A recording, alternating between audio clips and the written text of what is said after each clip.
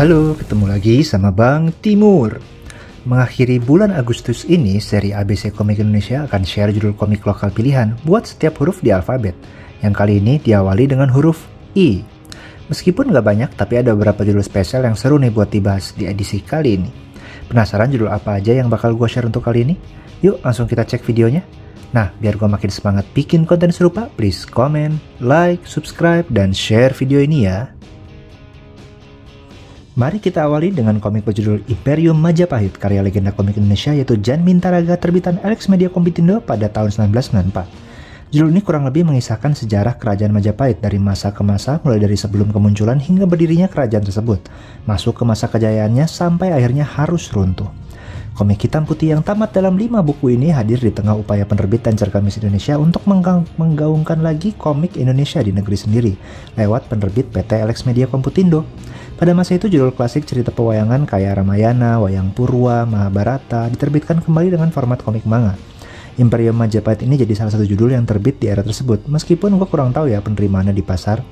Ceritanya sendiri infonya berusaha dibuat sedekat mungkin dengan berbagai referensi sejarah kayak Kitab Negara Kertagama, Kitab Pararaton, sampai berbagai kidung dan kakawin yang menceritakan kisah di sekitar era Majapahit. Dalam 5 bukunya, seri ini menceritakan akhir masa kerajaan Singosari di mana Sang Brahmawijaya atau Raden Wijaya yang akhirnya mendirikan Majapahit berada dalam pusarannya. Dilanjutkan buku kedua yang menjelaskan berdirinya Majapahit di mana diceritakan pula bagaimana siasat Raden Wijaya dengan kerajaan Mongol untuk memantapkan kekuasaan Majapahit. Lalu di buku ketiga kita akan melihat masa pemerintahan penerusnya yaitu Prabu Jayanegara berjulukan Kala Gemet dan pemberontakan para Dharma Putra di dalamnya. Gejolak ini akhirnya meredam dengan munculnya sosok Gajah Mada yang sepak terjangnya dibahas di buku keempat. Dan tidak lupa juga masa pemerintahan Hayam Wuruk yang dianggap sebagai kejayaan kembali Majapahit. Tapi di buku kelima kita juga diajak melihat keruntuhan Majapahit di era setelahnya yang harus menjadi bagian dari kerajaan Kediri.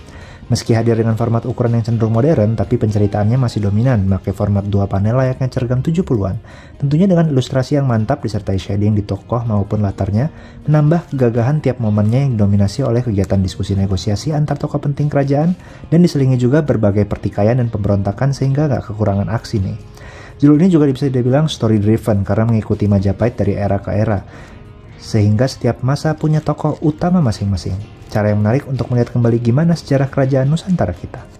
Jadi kalian yang suka dengan sejarah kerajaan di Indonesia, khususnya Majapahit dan senang dengan gaya gambar cergam klasik, rasanya cocok banget dengan komik ini. Meskipun saat ini udah cukup sulit dicari nih seri lengkapnya dengan kondisi yang baik ya. Berikutnya ada komik berjudul Intan Permata Rimba karya Hans Jaladara terbitan Koloni pada tahun 2010. Komik ini menceritakan Intan, gadis hutan misterius yang sering berkeliaran di hutan bersama harimau untuk melindungi satwa dan hutan tempat dia tinggal dari berbagai ancaman. Judul yang sempat hadir di harian Koran Suara Merdeka Semarang pada tahun 2006 ini selama kurang lebih 3 tahun merupakan kelanjutan upaya Koloni untuk menggaungkan kembali komik Indonesia dari karya para maestronya. Salah satunya Hans Jaladara yang terkenal dengan komik Panji Tengkorak. Walaupun di komik ini Pak Hans mencoba untuk melebur dengan membuat komik yang bergaya dan memiliki format yang mengarah ke manga sehingga tidak sedramatis goresan klasik cergam pada tahun 70-an. Tapi ilustrasi yang digunakan masih sangat khas dengan goresan pensil yang ketara sehingga sekilas terasa seperti sketsa, namun tetap memberi keunikan tersendiri. Cerita komik yang dihadirkan pun bisa dibilang memiliki semangat kisah silat tahun 70-an, di mana sang tokoh utama Intan harus menjaga sebuah pusaka yang diincar oleh para pendekar dari berbagai penjuru sehingga cukup banyak karakter yang muncul. Namun kesemuanya bahkan sang tokoh utama sendiri dikupas masa lalu, motivasi, hingga kaitan dengan tokoh lainnya secara perlahan. Pendekatan misteri yang dibuka satu-satu ini bisa dibilang khas komik silat cergam di eranya ya. Komik ini sempat terbit hingga 4 jilid di bawah bendera Koloni, bahkan sempat juga terbit secara digital lewat aplikasi khusus yang bisa diakses Android atau Apple.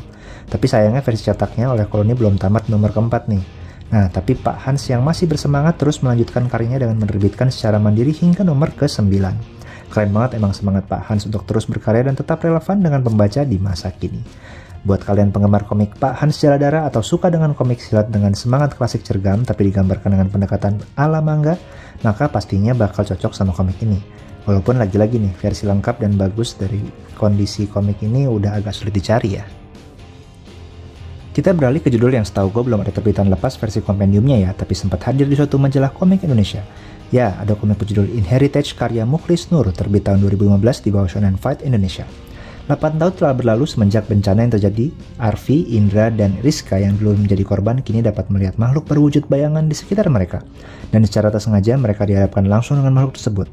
Apa yang akan terjadi selanjutnya? Komik dengan subjudul Incarnation of Chaos ini berlatar bumi alternatif di mana Kalpataru hadir di tengah kita semua.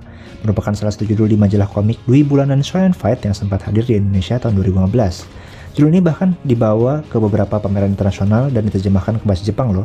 Selain itu, judul ini juga dialihwahanakan ke dalam game berjudul Inheritance Boundary of Existence yang dibuat oleh Tinker Games dan dipamerkan dalam Tokyo Game Show 2015.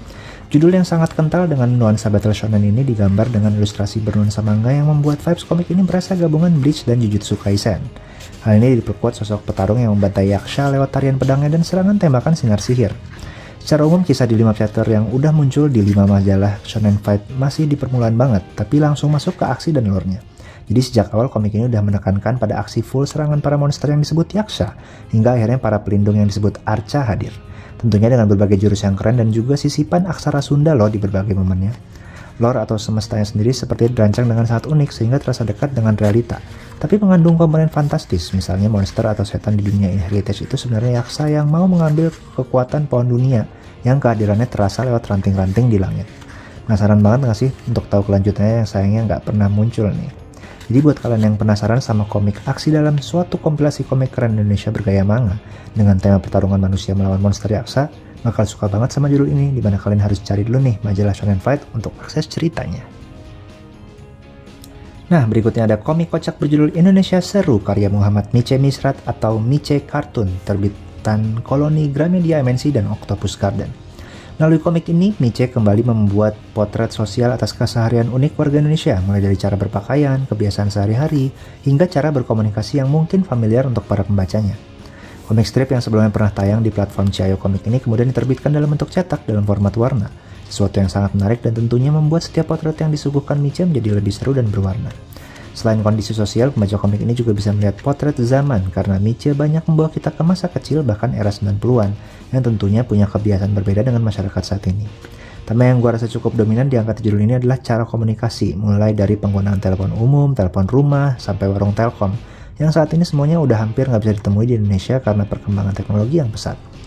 Jadi untuk membaca dewasa yang penasaran untuk dibawa ke memori masa muda yang hidup di tengah masyarakat Indonesia atau sekadar untuk cengengesan, melihat setiap potret sosial yang ditawarkan dalam bentuk komik full color, bisa cari komik ini di toko buku kesayangan kalian, marketplace online, atau langsung ke medsos micecartoon.co.id atau Mice Misrat 23 ya. Jadi, gimana menurut kalian judul komik yang gue share kali ini? Ini yang bikin kalian tertarik untuk cari atau baca? Semoga membuat kalian pengen segera memburu atau cari tahu lagi tentang judul itu ya. Untuk judul lain yang belum sempat gue sebut, jangan khawatir, seri ABC Komik Indonesia juga harapannya jadi ajang pendataan judul komik lokal yang sempat terbit terutama di era modern. Lengkapnya bisa langsung cek ke Facebook Bank Timur Komik ya, dimana kalian bisa juga loh ikut nambahin listnya. Semoga bisa jadi referensi komik untuk kita semua. Oke, itu dulu dari gue. Jangan lupa untuk terus baca dan dukung terus komik Indonesia yang pastinya gak kalah keren sama komik internasional ya. Sampai ketemu di video berikutnya. Cus!